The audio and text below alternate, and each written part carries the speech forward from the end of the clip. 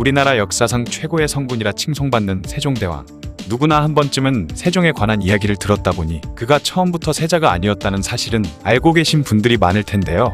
실제로 부왕인 태종 또한 장남인 양녕대군이 세자로 책봉된 후 10년이 넘는 세월 동안 그를 세자 자리에 앉혀둔 것만 봐도 한때는 양녕대군을 자신의 후계자로 생각했다는 걸 알 수 있죠. 그렇다면 14년이라는 세월 동안 세자였던 양녕대군을 제치고 충녕대군이 왕이 될 수 있었던 이유는 대체 무엇일까요? 세종 이도는 1397년 태종 이방원과 원경왕 후 민씨의 육남으로 태어났습니다. 그의 위로는 원래 5명의 형이 있었지만 맨 처음 낳았던 3명의 아들이 모두 어린 시절 죽었기 때문에 사실상 양녕대군이 장남이고 효령대군이 둘째, 충녕이 삼남으로 자랐죠. 충녕대군은 어릴 적부터 한 번 잡은 책은 책이 닳아 없어질 때까지 읽는 독서광이었다고 합니다. 조선시대의 왕자는 과거 시험을 봐서 벼슬길에 오를 수 없었기 때문에 충녕의 뛰어난 재주를 아깝게 여겼던 태종은 아들의 취미생활을 전적으로 지원해줬다고 하는데요. 덕분에 충녕은 학문뿐만 아니라 미술, 음악까지 다양한 분야를 공부하며 여러 방면으로 재능을 발전시킬 수 있었다고 합니다. 예전에는 세종이 대군 시절에는 왕위에 대한 욕심 없이 그저 공부만 열심히 하다가 태종의 눈에 들어 왕이 됐다고 알려지기도 했지만 최근 들어서는 충녕 또한 자신에게 왕위가 올 가능성을 생각하고 행동했다는 의견이 많죠.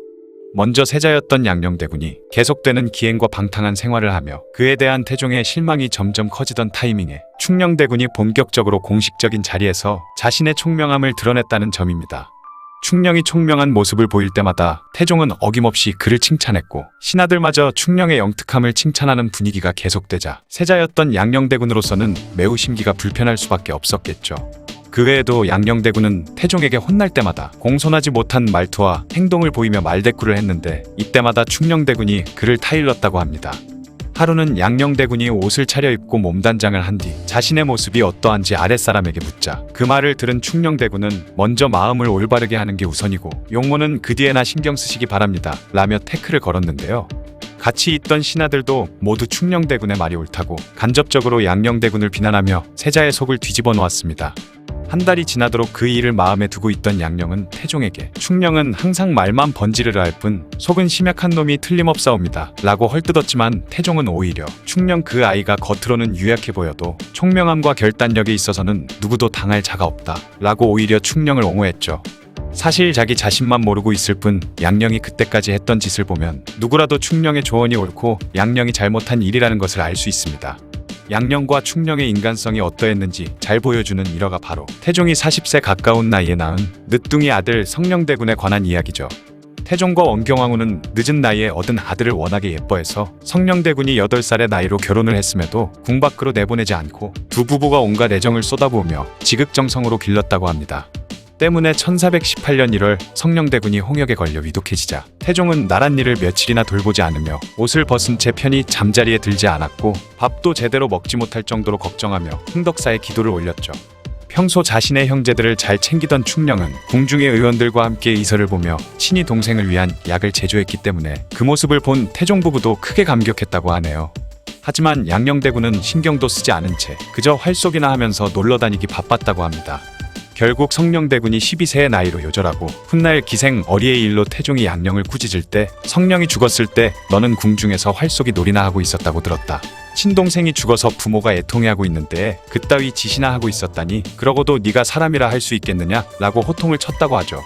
충녕은 양녕이 잘못된 행동을 할 때마다 대놓고 그의 잘못을 지적하는 일이 여러 번 있었는데 하루는 상왕인 정종이 베푼 연회가 끝난 후 양녕이 자신의 매형 200강의 첩인 7점생을 데리고 가려 하자 충녕은 이런 양녕의 행동이 올바르지 못하다며 지적했고 양녕은 결국 7점생을 데려가지 못했다고 합니다.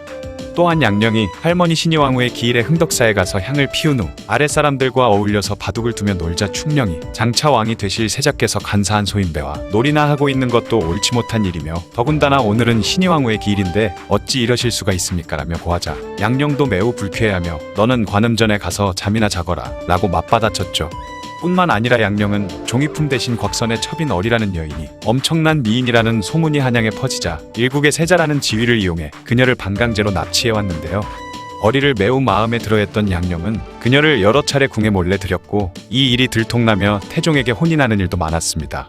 하지만 양녕은 반성하기는커녕 충녕이 태종에게 어리에 대한 얘기를 한 것이 틀림없다며 그를 원망하기 바빴죠.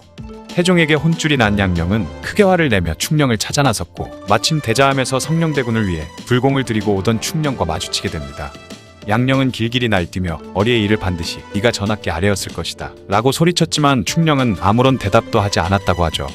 충령이 왕위에 욕심이 있었다는 것을 보여주는 결정적인 일화가 있습니다. 바로 충령이 자신의 집에서 1차 왕자에 난 당시에 살해된 남은의 형이자 태종이 즉위하는데 큰 공을 세운 남제에게 연회를 베풀었을 때의 일인데요. 연회 도중 남제가 갑자기 충령대군에게 지금의 주상께서 즉위하시기 전에 제가 그분께 학문을 권했더니 왕위도 못 잇는데 학문은 해서 뭐합니까? 라고 하셔서 임금의 아들이라면 언젠가 왕위에 오를 수도 있지 않겠습니까? 라는 말씀을 드린 적이 있었습니다. 대군께서 학문을 좋아하시니 기쁩니다 라는 말을 했죠. 그 자리에는 남제와 충령대군 두 사람만 있었던 것이 아니라 여러 사람들이 연회에 참석해 있었던 상황이었지만 충령대군은 그 말을 듣고 아무런 반응을 보이지 않았다고 하는데요. 보통의 경우 그런 말을 한 사람을 꾸짖고 심한 경우에는 그가 역심을 품고 있다고 고발하는 등 확실히 선을 그어야 했지만 충령대군은 그저 그 일을 태종에게 보고하는 것으로 끝냈고 태종 또한 그 늙은이 과감하구나 라고 웃어넘겼다고 합니다. 사실 충령대군에게 왕위에 대한 욕심이 전혀 없어서 그 자리에서 남제를 크게 꾸짖고 부왕에게 달려가 그에게 역심이 있음을 고발했다면 남제는 의금부에 끌려가 모진 고문을 당하고 목이 날아가거나 유배를 갔을 수도 있을 만큼 위험한 발언을 한 것이었죠. 이상의 일화들을 살펴볼 때 충령대군은 분명히 왕위에 욕심이 있었던 것으로 짐작됩니다. 계속해서 큰 사고를 치는 바람에 양령대군은 결국 1418년에 폐세자가 되었고 그를 대신해서 충령대군이 세자로 책봉되었죠. 충령대군은 훗날 태종으로부터 양위를 받아 세종이 되었습니다. 양령대군은 태종이 상황이 된 후에도 계속 사고를 쳐서 참다 못한 상황 태종이 그를 가두다시피 하고 철저히 감시하라는 명령을 내렸죠.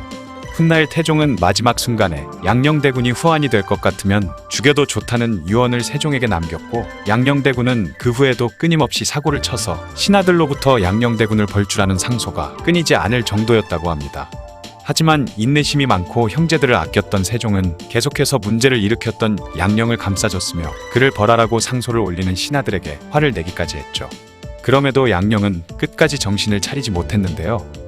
자신을 타이르는 세종의 편지에 계속 사사건건 내 일에 간섭을 한다면 다시는 주상을 보지 않겠습니다 라며 삐딱하게 나오는 것은 물론이고 하루는 또다시 사고를 친 그를 세종이 추궁하자 하늘에 맹세코 내가 저지른 일이 아닙니다 라고 큰소리쳤지만 얼마 후 양령이 저지른 일임이 드러나며 그가 거짓말을 했다는 사실이 밝혀지기도 했습니다. 하지만 세종이 이토록 그를 감싸주었음에도 양령은 세종이 죽은 후 수양대군의 편을 들었을 뿐만 아니라 앞장서서 동생의 손자인 단종을 죽이라는 상소를 올리는 금수만도 못한 모습을 보여줬죠.